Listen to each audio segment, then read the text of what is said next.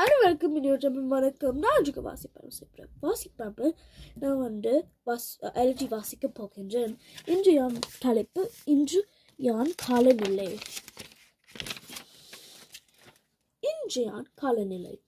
இன்று காலநிலை மிகவும் வெப்பமாக இருந்தது.